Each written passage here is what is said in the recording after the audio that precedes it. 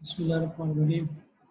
तो आप लोग 396 के ऊपर आ जाएंगे। हाइड्रोजन बॉन्डिंग, हम फिजिकल प्रॉपर्टीज देख रहे थे सॉल्वेंट्स की कि उनका क्या इफेक्ट होता है केमिकल रिएक्शंस पे। Next is the hydrogen bonding. तो liquid possessing groups with a hydrogen bond, hydrogen atom bound to a strongly electronegative atom are strongly associated and have abnormal boiling points. तो liquids हमारे पास जो आपके पास non aqueous solvents हैं, उनमें जो आपके पास hydrogen bond अगर स्ट्रांगली इलेक्ट्रोनेगेटिव एटम रखता है तो इसका मतलब है that will be the stronger bond. So this observation lead to the debate that particular intermolecular forces apply here. These are characterized by hydrogen bonds, characterized by coordinative divalency of hydrogen atom involved. A hydrogen bond is formed by the interaction between the partners like Z, R, X, H and YR according to the equation as. हमारे पास ये equation इस तरह से बनती है. R, X, H, X आपके पास कोई highly electronegative atom है और कोई आपके साथ कोई ग्रुप लगा हुआ है और हाइड्रोजन साथ मौजूद है. Because that we are discussing the hydrogen bonding. Similarly जो आपके पास प्रोडक्ट होगा हाइड्रोजन की RXH और इसके साथ जो बॉन्डिंग होगी YR की डॉटेड के साथ, डॉटेड लाइंस के साथ शो किया गया है इसको. RXH is a proton donor and YR makes available an electron pair for the bridging bond. यानी इसमें Y के पास एक इलेक्ट्रॉन पेयर अवेलेबल है जिससे आपके पास ये ब्रिजिंग बॉन्ड बनाएगा. Thus hydrogen bond can be regarded as a preliminary step in a Bronsted acid base reaction. तो आपके पास ये एसिड बेस रिएक्शन बन जाएगा जिसमें एक इलेक्ट्रॉन पेयर डोनर होगा और दूसरा इसमें इलेक्ट्रॉन पेयर एक्सेप्टर होगा. So both inter and intramolecular hydrogen bonding are possible. The latter possible when X and Y belong to the same molecule itself. तो ये आपके पास इंटर और इंट्रा को हम देख सकते हैं फिर इसमें कि आपके पास जो X और Y है वो एक ही मॉलिक्यूल्स में के पार्ट है या डिफरेंट मॉलिक्यूल्स में है. When two or more equal molecules are involved, as you know that is homo intermolecular hydrogen bond. The association of different molecule is known as hetero intermolecular hydrogen bond. अगर आपके पास hetero atom मौजूद है तो हम उसको hetero intermolecular hydrogen bond बोलेंगे. Hydrogen bond can be described as dipole-dipole or as resonance interactions. Solvents containing proton donor groups are called protic solvents. अगर हमारे पास solvents जो हैं उनमें proton donor groups हैं so they are called the protic solvents. Those without a protic solvent जिनमें नहीं है तो वो फिर protic हो जाएंगे. So typically protic solvents are water, ammonia, alcohols, carboxylic acid and primary amides. यानी ये सारे सारे protic solvent जिनमें water है जिसमें प्रोटॉन मौजूद हैं, हाइड्रोजन मौजूद हैं, they are the proton donors, so they are the protic solvents. Hydrogen bonding plays an important role in anions and protic solvents. यानी हाइड्रोजन बॉन्डिंग है उनके अंदर हाइड्रोजन मौजूद है तो हाइड्रोजन बॉन्डिंग का इंपॉर्टेंट रोल होगा, हाइड्रोजन बॉन्ड जरूर बनेंगे. Hence protic solvents are good in ion solvators. तो आपके पास जो protic solvents हैं they are very good in ion solvators. बड़े अच्छे in ion solvators होंगे ये due to small size of the hydrogen atom. Small anions like fluoride, chloride, hydroxyl are more effectively solvated by such solvents than larger ones. यानी iodide है, fluoride है, thiocyanide वगैरह है, इनकी इस वजह से small होंगे ये अच्छी तरह से solvate होंगे. So this is one of the reason why the free energy of hydrogen of halides anion decreases in series. हमें पता है यानी fluoride से greater than chloride, chloride is greater than bromide, is greater than iodide. तो आपके पास जो free energy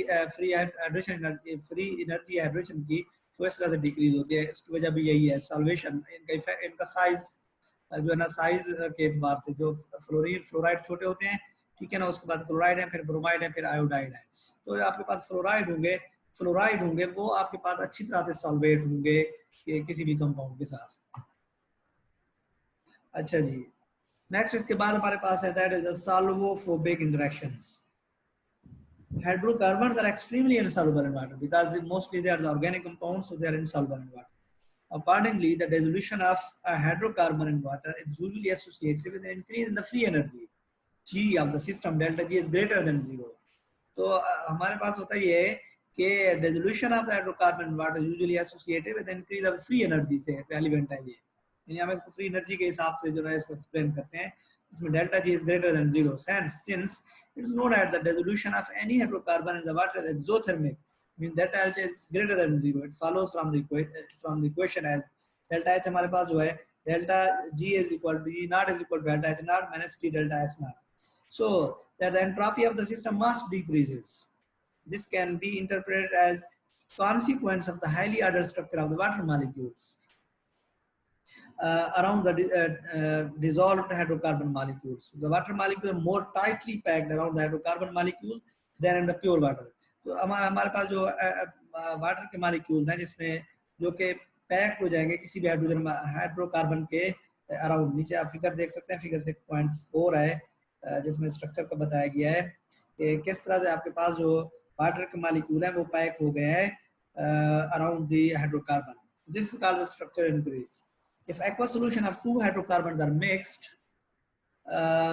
अगर दो हाइड्रोकार्बन्स के aqueous solution आपने मिक्स किया, the two hydrocarbon may form aggregate with simultaneous partial reconstruction of the original undisturbed water structure. So this is shown as follows. आप लोग नीचे भी इसको देख सकते हैं, फिगर 6.4 को एक्सप्लेन किया गया. अगर दो aqueous solution हैं, दोनों को मिक्स किया गया है, ठीक है भाई, और उनमें आप लोग देख सकते हैं कुछ सेंटर वाले जो आपके पास वाटर के मॉलिक्यूल थे वो वहां से चले गए हैं, वो दोनों आपस में बॉन्ड बना गए हैं, दोनों मिक्स हो गए हैं और वाटर के मॉलिक्यूल है वो दोनों को सराउंड कर गए हैं. So due to contact between A and B, fewer water molecules are now in direct contact with the hydrocarbon molecules. तो जब आपस में वो मिलते हैं तो चांद एक मॉलिक्यूल जो होते हैं जो एक दूसरे के साथ इन कांटेक्ट होते हैं, सेंटर वाले सारे चले जाते हैं, निकल जाते हैं. Thus the altering influence of the hydrophobic molecule will be diminished and the entropy of the system increases. जिसकी वजह से हमारे पास सिस्टम की जो एंट्रोपी है वो इंक्रीज हो जाती है. So the thermal energy is required for the destruction of hydration shell around. यानी थर्मल एनर्जी रिक्वायर है आपके पास जिसकी वजह से आप इस शेल को तोड़ सकते हैं. हम कहते हैं delta H is greater than 0. The free energy diminishes upon aggregation. Delta G is less than 0. So hence it is energetically advantageous for the polar molecule and the polar groups in large molecule and water to aggregate with expulsion of water molecule from the hydration shell. So this phenomenon is called hydrophobic interaction. जिसको हम बोलते हैं hydrophobic interaction. यानी जब दो आपस में मिलाते हैं हाइड्रोकार्बन तो हाइड्रोकार्बन आपस में तो मिल जाते हैं, दरमियान वाले जो वाटर के मॉलिक्यूल्स होते हैं वो निकल जाते हैं. हाइड्रोफोबिक इस वजह से हम इसको बोलते हैं हाइड्रोफोबिक इंटरेक्शन.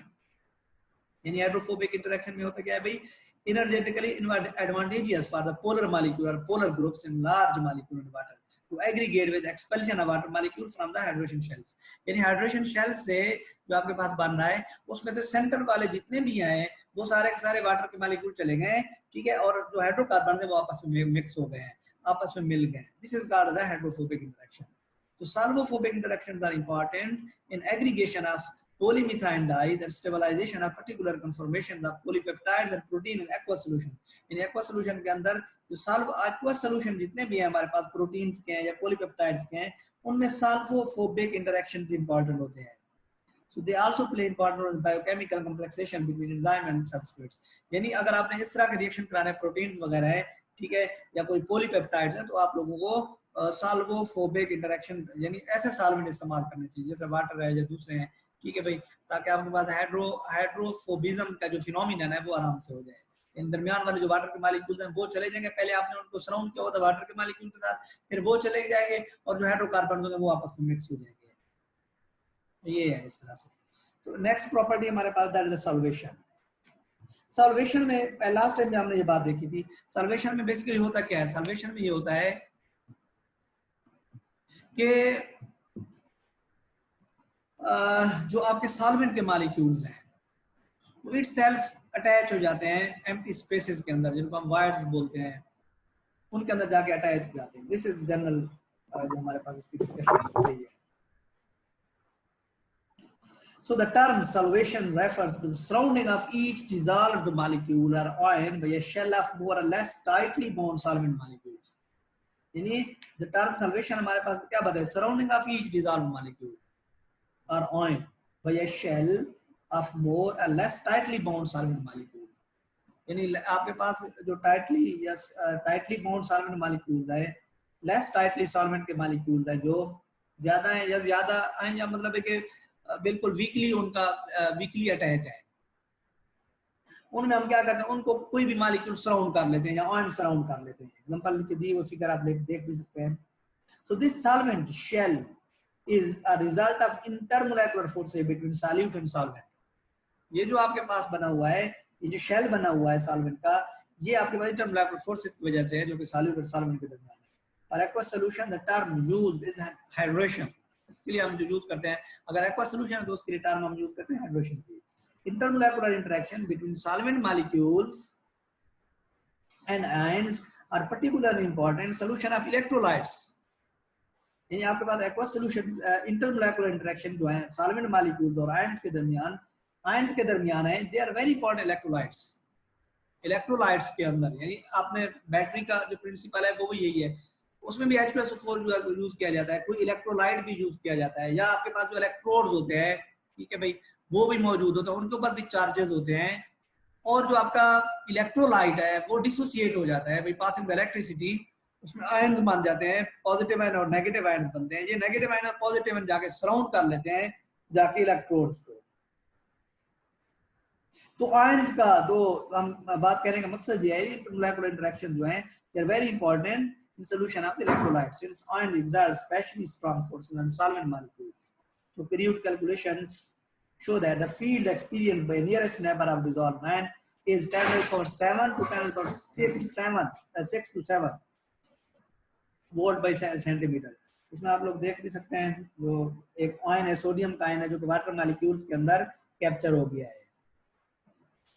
अच्छा जी, the free energy of solvation, that tells you solvation a measure of solvation ability of a particular solvent। कि किसी भी पर्टिकुलर सॉल्वेंट की एबिलिटी है जिसमें वो कोई किसी आयन को कैप्चर कर लेता है।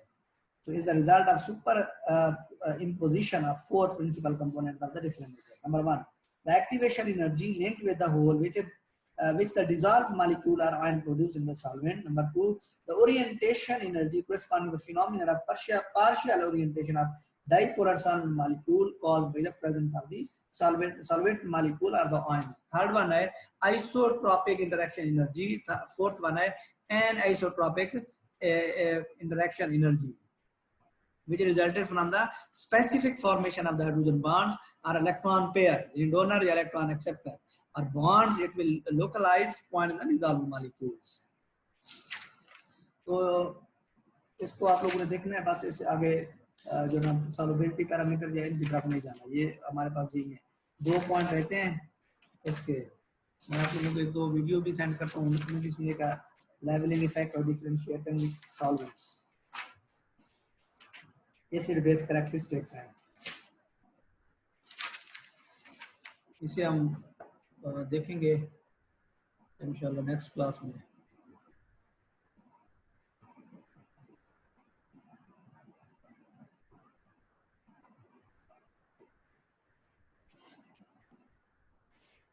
सर ग्रुप्स के बारे में बता दें।